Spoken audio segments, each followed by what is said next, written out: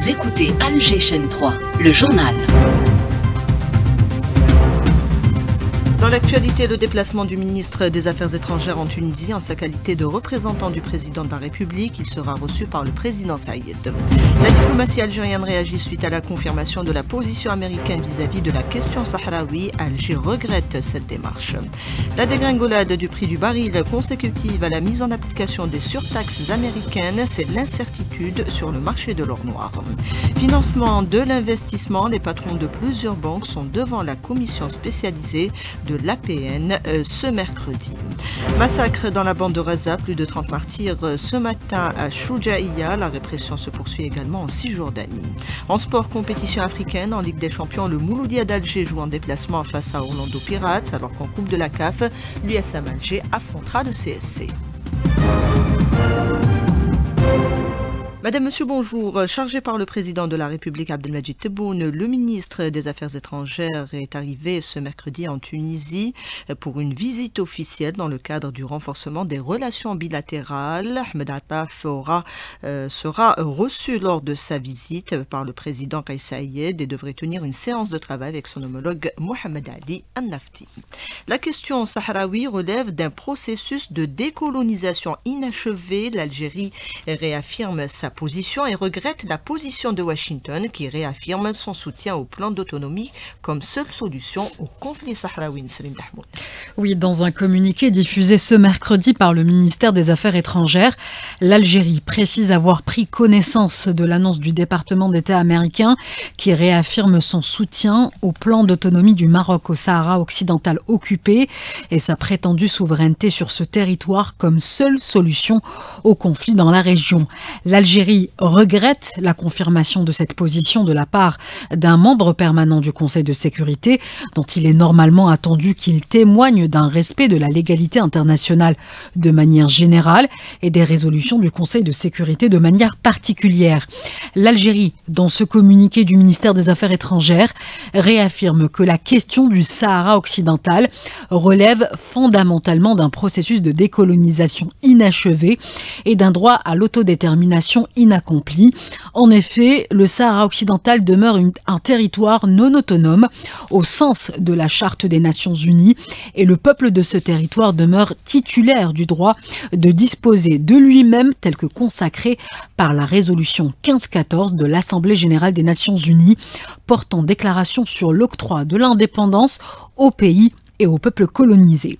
S'inscrire en dehors de ce cadre ne sert pas la cause du règlement de ce conflit, tout comme il n'altère en rien ses données fondamentales, telles que reconnues par l'Organisation des Nations Unies et ses principaux organes, dont l'Assemblée générale, le Conseil de sécurité et la Cour internationale de justice, précise toujours le communiqué du ministère des Affaires étrangères ce mercredi. Les places financières dans la tourmente, l'entrée en vigueur des surtaxes douanières américaines font chuter les bourses. Le baril dégringole également et tourne autour des $60. L'incertitude est mondiale. Néanmoins, des négociations entre Washington et ses partenaires pourraient aboutir et stabiliser la situation, estime le doyen de la faculté des hydrocarbures de Boumerdes, Boujma Ahmeda, contacté par Nesrine Dahmoun.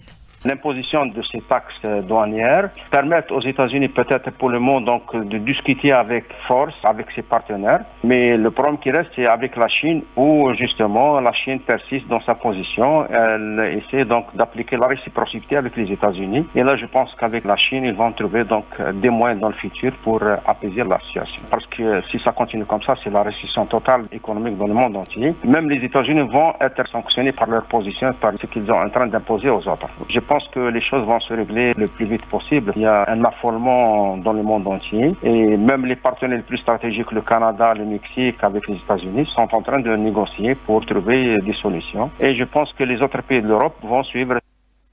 S'agissant de l'Algérie, l'impact de la crise est contenu selon Boujma Ahmeda. Je pense qu'avec l'Algérie, le problème ne va pas se poser de façon prolongée parce qu'il y a une certaine fiabilité dans ses interactions avec ses partenaires commerciaux actuels et d'habitude avec lesquels elle travaille. Donc, nous, avec les États-Unis, nous n'avons pas un grand échange commercial, donc à l'exception de quelques produits pétroliers, quelques produits manufacturiers qu'on exporte aux États-Unis. Mais je pense que conjoncturellement, la position de l'Algérie, ça ne va pas se répercuter parce que les choses vont rentrer dans l'ordre pour tout le monde dans un délai, je pense, le plus court possible. Financement de l'investissement, les banques doivent jouer le jeu. Les patrons de plusieurs banques ont justement été entendus ce matin par la commission spécialisée de l'APN. Le compte rendu de Sofia Boukercha. En 2024, la Banque de l'Agriculture et du Développement Rural, la BADR, a marqué un tournant stratégique en élargissant ses activités au-delà du secteur agricole. 221 milliards de dinars ont été accordés au financement à l'investissement, soit une hausse de 7% par rapport à 2023. L'enveloppe totale de financement, toutes formules confondues, a atteint 1983 milliards de dinars. Mohamed Bouraï, directeur général de la BADR. En 2024, la banque a financé 221 milliards de dinars sous forme de financement pour l'investissement, soit une augmentation de 7% par rapport à l'année 2023. Le montant total de finances accordées à la fin de l'année 2024 s'élève à 1983 milliards de dinars avec des financements sous différentes formules, y compris les financements islamiques. Du côté de la Banque nationale d'Algérie, les chiffres reflètent également une dynamique soutenue. Les crédits accordés jusqu'en mars 2025 atteignent 2046 milliards de dinars, dont 211 milliards de dinars consacrés au financement du logement. Samer Tamrabet, directeur général de la BNA. Le volume des dépôts ont atteint jusqu'au mois de mars 2025 3083 milliards de dinars, un chiffre record. Concernant les crédits, ils se sont élevés à 2046 milliards de dinars au 31 mars 2025. En ce qui concerne le nombre de crédits accordés, 19 056 dossiers ont été approuvés en 2023, 20 000 dossiers en 2024 et pour le premier trimestre de l'année 2025, 5 615 dossiers ont été déjà validés. Ces chiffres confirme le rôle croissant et l'engagement des institutions bancaires nationales à soutenir le développement économique du pays, en particulier à travers des financements stratégiques dans des secteurs clés. Des projets stratégiques ont été lancés par le président de la République pour une Algérie résolument tournée vers l'avenir. Ils sont mis en avant dans le dernier numéro de la revue El Jaish. L'édito aborde également les efforts de l'Algérie pour effacer les stigmates des mines antipersonnelles disséminées par la France coloniale. Hafid Ahmouch. L'édito évoque les crimes odieux perpétrés par le colonisateur barbare à l'encontre du peuple algérien et rappelle que plus de 10 millions de mines ont été posées le long des frontières est et ouest du pays. Et parce qu'aucun obstacle n'est insupportable pour l'Algérie, il n'a jamais empêché le peuple algérien de lutter avec détermination ni de déployer tous les efforts nécessaires pour recouvrer sa souveraineté. Un combat incarné par les générations passées qui ont payé de leur vie pour garantir l'indépendance et l'unité nationale. L'Algérie a mené avec succès l'opération d'extraction et de destruction des mines héritées de la colonisation. Cette action parachevée il y a quelques années grâce à l'implication des jeunes de l'armée nationale populaire a permis aux citoyens de bénéficier de vastes terres pour l'agriculture. Ce succès illustre la trajectoire de l'Algérie victorieuse d'aujourd'hui qui avance à grands pas vers la prospérité à travers des projets structurants autrefois jugés irréalisables. D'autres progrès également dans des secteurs clés tels que la sécurité alimentaire, hydrique et sanitaire, reflétant une vision stratégique des autorités. Le président Abdelmadjid Tebboune incarne cette orientation en menant des projets de développement profitant aux citoyens, consolidant ainsi le caractère social de l'État hérité de la révolution de novembre. La revue El Jaish revient par ailleurs sur l'impératif de préserver ce legs. Le président Tebboune avait rendu hommage et à juste titre à cette jeunesse algérienne consciente des défis et animée d'une forte volonté d'atteindre tous les objectifs fixés, y compris celui de défendre les acquis de la nation, notamment en termes de sécurité et de stabilité. L'Algérie continue d'avancer sur la voie du progrès avec une vision claire, insiste l'éditorial, et l'armée nationale populaire, fidèle à son engagement, joue un rôle central dans ce cadre. Dans un contexte régional marqué par l'instabilité et des menaces transfrontalières, l'édito cite le ministre délégué auprès du ministre de la Défense, chef d'état-major de l'ANP, Saïd Chenguebeha, qui a rappelé la nécessité d'une vigilance accrue face aux mutations régionales. Et en ce sens, l'engagement des forces armées repose entre autres sur le professionnalisme et le dévouement afin de garantir la sécurité, la souveraineté et la stabilité de l'Algérie face à tous les plans subversifs et hostiles, conclut l'édito de la revue El Jaish. La bande de Raza toujours sous les bombes. Un nouveau massacre a fait plus de 30 martyrs ce matin à Choujaïa. D'autres zones ont été ciblées alors qu'en Cisjordanie, la répression se poursuit également. Concernant la situation dans les geôles, les témoignages font état d'une situation catastrophique et d'un traitement inhumain selon Ayman Zelloum, père de 4 enfants palestiniens prisonniers de l'entité sioniste.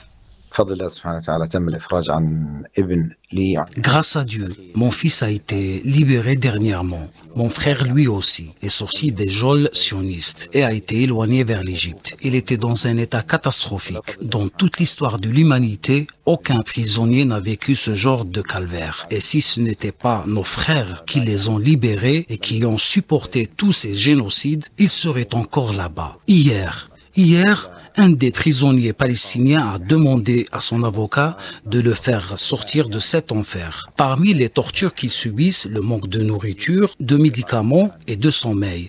J'ai 3 enfants emprisonnés. L'un d'eux est libéré maintenant. Mon autre fils ne possède qu'un seul vêtement. Il souffre de maladies incurables. Et même les prisonniers qui sont condamnés pour plusieurs années, s'ils meurent, entre-temps, ils sont placés dans des morgues jusqu'à ce que leur peine soit purgée. Des propos recueillis par Karima Bennour. Coup d'envoi du Salon international de la santé, un rendez-vous propice au partenariat au service de la modernisation du secteur. Correspondance de Hamza Belmadani de Pioran.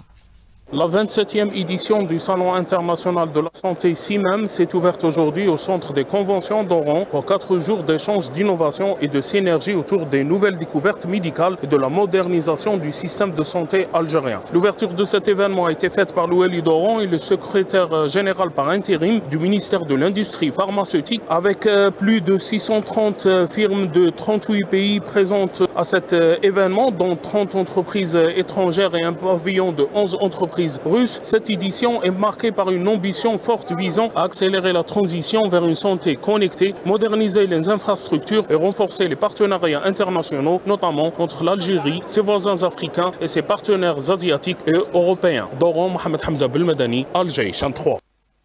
Des mesures ont été prises pour renforcer la couverture sanitaire dans le sud, des recrutements et plus de médecins spécialistes. Les explications de Boualem Cherchali, directeur des structures de santé de proximité au ministère de la Santé. Extrait de l'invité du jour avec Nariman Mendil. L'année 2019-2020, il y a eu la mise en place d'une procédure de formation de médecins généralistes destinée pour les wilayas du Sud. Ces médecins généralistes, il y a des critères de sélection et automatiquement, ils peuvent souscrire à une formation spécialisée dans 8 spécialités de base. Il y a eu la première promo, elle est sortie l'année dernière, 120 et quelques médecins spécialistes qui ont été recrutés au niveau des wilayas du Sud. Il y a une promo qui est sortie incessamment. Ces médecins, ils s'engagent à la fin de leur formation de spécialiste à travailler 6 ans au niveau de la wilaya d'Adra ou la Tamnasset. Ça nous permettra déjà un petit peu de diminuer la tension sur le service civil parce qu'il y aura des médecins qui seront autochtones et sédentarisés. Ça va faciliter l'intégration. Une caravane médicale sillonne actuellement la région frontalière de Tébessa. Elle prend en charge particulièrement les enfants. Béchir Derbassi. Cette opération permettra un dépistage précoce des cas nécessitant une intervention. Selon le Dr Tattar Imen, chef de service de la prévention et porte-parole de la direction de la santé de la wilaya de Tébessa. On a pris l'initiative en coordination avec le professeur Laharibi, le chirurgien de CHU Mustapha. On a visité les sites opératoires qui ont été équipés. On est prêt pour entamer les opérations. Donc pour cette semaine, il y aura le tri initial par nos praticiens généralistes au sein des polycliniques, presque chaque commune de la wilaya. Il y aura aussi la collaboration des radiologues de la wilaya de Tébessa. À la fin de la semaine, on aura, Inch'Allah, le nombre total des enfants à opérer. Par la suite, la semaine qui suit, Inch'Allah, on recevra, Inch'Allah, les chirurgiens, les CCI, qui seront au niveau des sites opératoires, EPH Bel'Aït, EPH Lawinet, EPH Mors, EPH Alia Salah, pour, Inch'Allah, commencer les différentes interventions chirurgicales et pour la bonne prise en charge des enfants qui souffrent de cette pathologie. De Tébessa, Béchir Derbassi, Alger, Chan 3. Cap à présent sur ces actions de sensibilisation sur les méfaits de la drogue à Bouéra. Les établissements scolaires sont concernés, nous dit Aris Chachoua. Une initiative qui vise dans un premier temps à préparer ses élèves aux examens de fin d'année, mais surtout à les sensibiliser des dangers des stupéfiants. La première rencontre a eu lieu au lycée Nasreddin Mchdali et a réuni un psychologue et un officier de police. Mohamed Chachoua, président de la Fédération des parents d'élèves de Bouira. Nous avons organisé cette rencontre en collaboration avec le lycée Nasreddin Mchdali et le CMA Amrouch Mouroud au profit de leurs élèves. La conférence du docteur Ma'nan, le psychologue et la communication du chef de sûreté de Dara de Mchidala ont vraiment capté l'attention de ces élèves. C'est la première rencontre et on continue cette opération dans d'autres établissements à travers les différentes communes de la wilaya. Les présents saluent l'initiative. Ils trouvent que la rencontre est intéressante. On nous a expliqué c'est quoi la drogue. Le psychologue et le policier ont parlé des dangers de la drogue, des risques, des maladies. Malheureusement, la consommation de la drogue et des stupéfiants a pris de l'ampleur chez nos jeunes. C'est très inquiétant. Donc, ce genre de conférence, c'est très important. Il faut agir donc au niveau des médias, au niveau des écoles, de la famille, pour sauver nos enfants. Tout le monde est interpellé. Cette initiative marque un pas important vers une prise de conscience collective. Les élèves mieux informés seront sans aucun doute mieux armés face aux tentations. Bouira, Arish Chachoua, Algéchin 3. Le développement de l'agriculture passe par l'élargissement des surfaces irriguées. Un nouveau projet verra le jour cette année à Oumelbouagui, nous dit notre correspondant Nassar Benissam. La wilaya d'Oumelbouagui, en vue de l'augmentation de la superficie irriguée à travers la wilaya, a bénéficié au titre du programme sectoriel 2025 d'un projet de réalisation d'une aire d'irrigation de 200 hectares à l'aval de la station d'épuration de Ain Bela. Cette dernière, rappelons-le, est entrée en service en 2014 d'une capacité d'épuration de 140 000 équivalents et qui produit chaque année environ 3 millions de mètres cubes. Les procédures de lancement de ce projet, dont l'étude a été réalisée en 2018, sont en cours. Ce projet comprend une station de pompage de réservoirs surélevés d'une capacité de 2000 mètres cubes chacun, sans coupole, plus le réseau d'irrigation de 15 km extensible et pourrait atteindre les 1000 hectares par rapport à la capacité de production de la steppe. La superficie globale irriguée au niveau de la wilaya durant l'année 2024 a été de 32 789 hectares entre petite et moyenne hydraulique et grand périmètre d'irrigation, soit 9,12% de la superficie agricole utile. De Moulbouagui, Nassar Benissam pour Algéchin 3.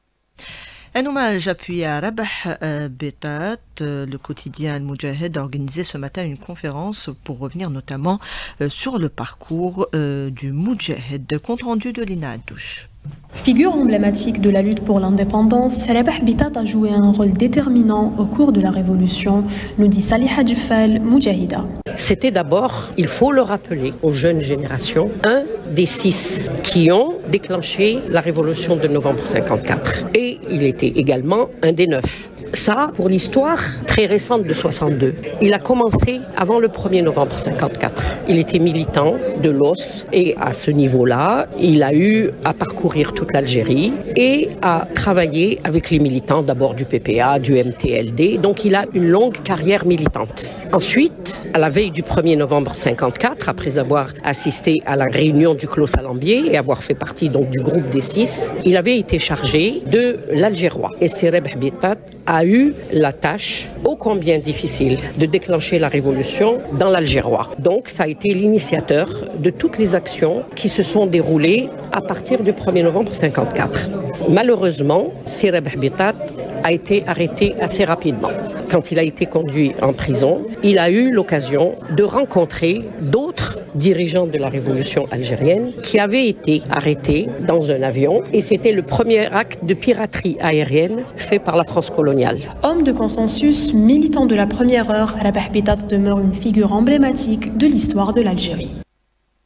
Place au sport, les compétitions africaines d'actualité aujourd'hui, Nassima Djaout. Oui, tout d'abord, la Ligue des Champions avec le quart de finale retour qui aura lieu cet après-midi à 17h. Mouloudia d'Alger est à Johannesburg pour affronter Orlando Pirates, les Mouloudéens qui évolueront sans le gardien de but titulaire Abdelatif Ramdan, il est blessé.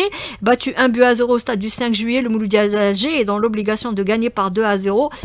Au pire, 1-0 et disputer les tirs au but. Donc Orlando Pirates, Mouloudia d'Alger cet après-midi à 17h en direct sur les ondes d'Alger Chaîne 3. L'équipe qui va se qualifier en demi-finale entre le Mouloudia et Orlando affrontera Pyramids d'Égypte qui est déjà qualifié pour les demi-finales. L'autre demi-finale mettra aux prises l'Ahli d'Égypte contre Mamelodi Sundowns. Et puis en Coupe de la CAF, il y aura cet après-midi ce soir à 20h USMA d'Alger CS Constantine après le match nul.